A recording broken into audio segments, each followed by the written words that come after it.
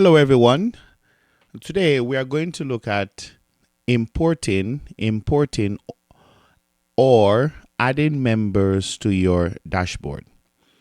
If you were with us when we were setting up Elisha Community Church, which is our test church, one of the stages that we went through was the ability to import a CSV file or a bulk data or importing bulk data into the system while we were setting up our church.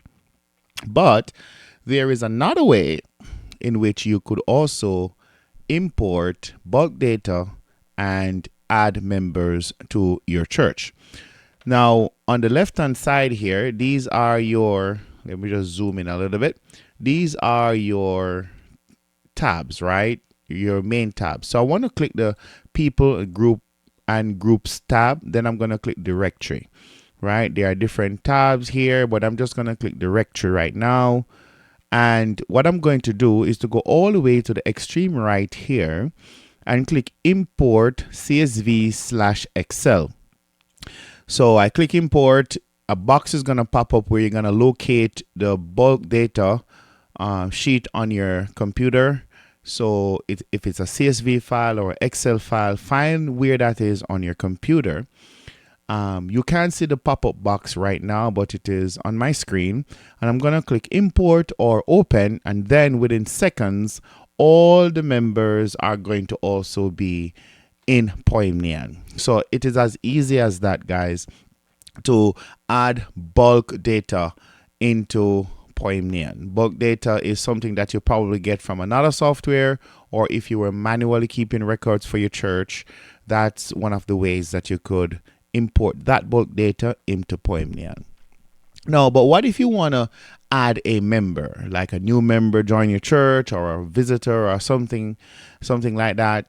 All you have to do, let me zoom a little bit here. There is this blue, nice big blue button that's in the center of your screen.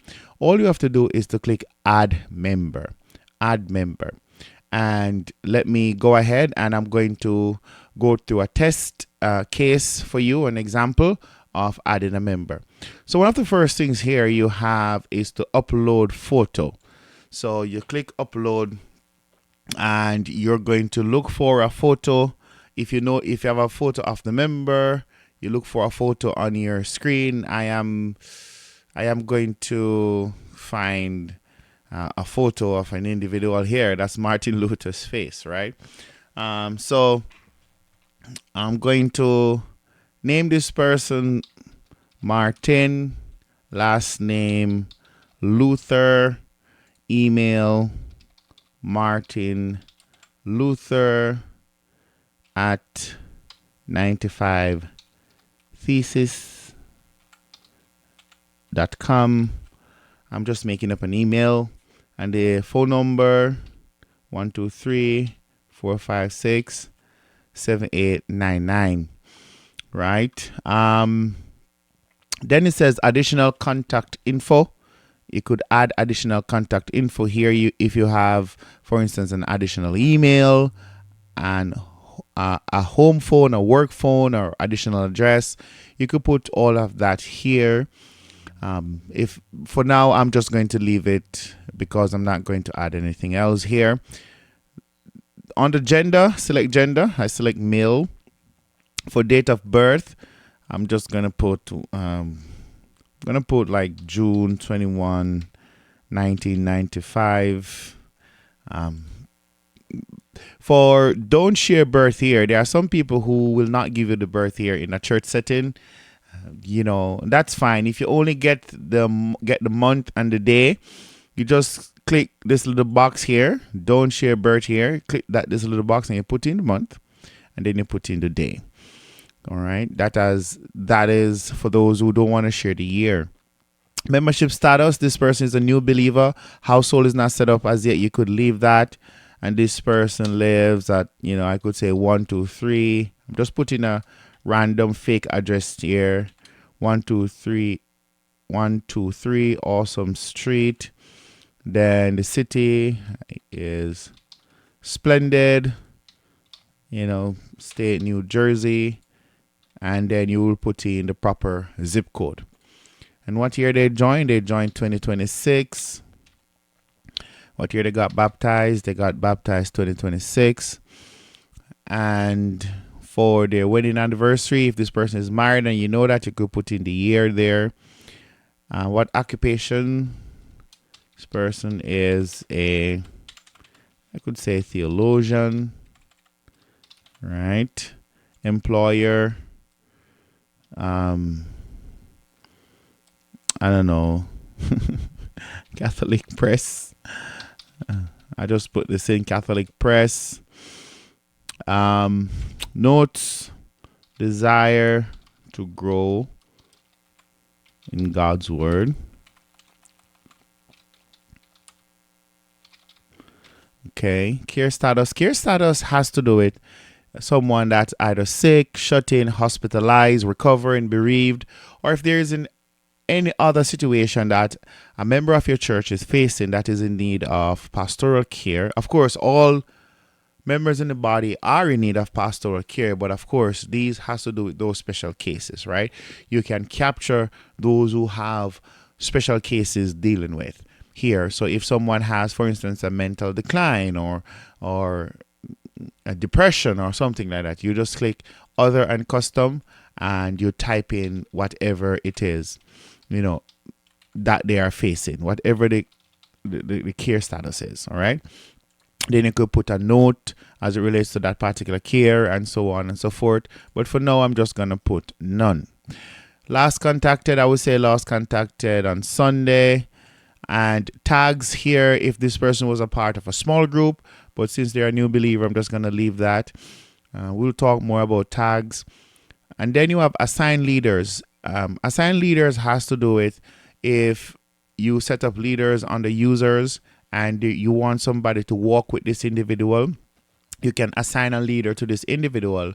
And also that person is going to show up on the leader's dashboard when they log in, right, with their email. When they log into Poimnion, they see who is assigned to them, who they are walking through, either with a baptism class, a new believers class, or whatever the steps that they are assigned or have created as it relates to discipling an individual or discipling a group, small group, all of that. But here is where you assign leaders to people. But because none is set up yet, we will do that under users when we get there. That's why the names did not pop up right here.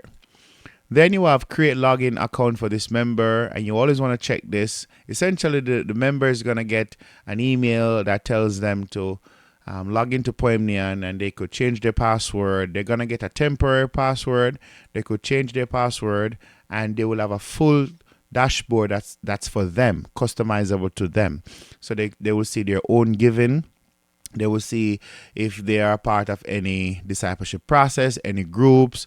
They will see their growth tracks. For instance, Poimnion is built, like, for instance, with quizzes. Pastors can send different things that relates to the sermon, questions and questionnaires and stuff like that can be sent to the members, and that all of that will come on their own dashboard. So I just want to make the case here that Poimnion is really built for the body of Christ, for the entire body of Christ to function as one unit. Okay. We will definitely be talking more about that as we go along. Next, you have consent to automated voice broadcasts, robocalls, TCPA opt-in. Essentially, once you get consent from the individual that they don't mind receiving communication from the church, you just click this little box right here. And then here you have send we missed you absence reminders, uncheck for shut-in / homebound, or anyone who'd rather not receive notices. So what you can do is to take attendance, and I am one who is big on attendance, not for the purpose of who is present, but primarily for the purpose of who is absent. So if this is checked, what happens is that if the person is okay with receiving updates when they miss a meeting, if they miss a Sunday and you do take attendance on Sunday and that is checked, as soon as you finalize your attendance, they will get an email that we missed you this Sunday. Same thing for prayer meeting or for Bible study. So this is one of the ways. This is a huge feature. I can't emphasize it enough that the key for me right now in thinking about how Poimnion is working and the importance of Poimnion is really trying to reach those who are slipping through the cracks, right? So that's a very important thing.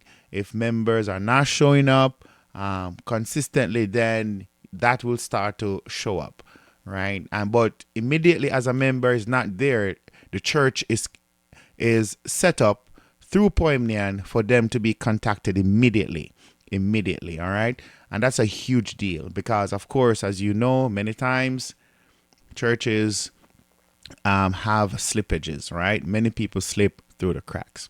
So after that is finished, you click create, right? And there you go. See there, login account created. You can share these credentials with Martin Luther so they could log in, and the username is Martin Luther at that. And the temporary password is auto generated, so that's a temporary password. And you can copy and close. This password will not be shown again. Please copy it now. So you copy it and close, but also Martin Luther would have gotten an email. Of course, this is going to be temporary, as in the password is going to eventually be useless. So Martin Luther would have gotten an email with this information as well, that the login account has been created, so he could log in and he could change his password to a more permanent one. All right, so that is how you import, and that is how you add members to Poimnion. All right, God bless, and we will catch you on the next one.